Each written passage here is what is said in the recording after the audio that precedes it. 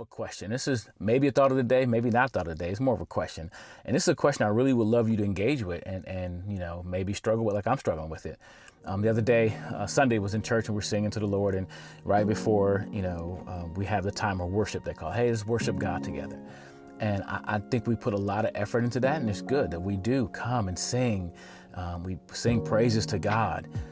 But I think the question I'm struggling with is, I think real worship happens once we leave church. Like once we leave this time of singing to the Lord, are we worshiping him with our lives? Are we bowing down to him with our lives and our choices? Or is he still the king? Or do we put so much effort into just singing songs to him that we don't, and this is not a judgment of anybody else, this is me. I'm thinking me.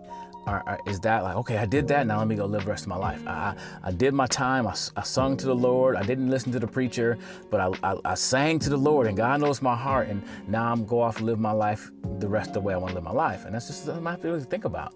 That we all should think about that. How are we living our lives? And I had this thought today as I was bringing my son here.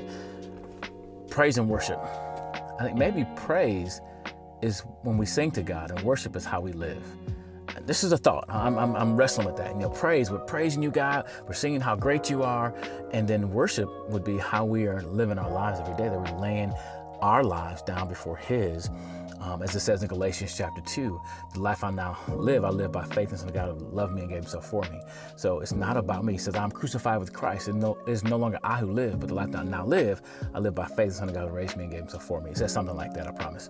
Read Galatians chapter 2:20. But I think that's just a struggle. So what do you think about this idea of praise and worship, or, worship? What is real worship? What is it to you?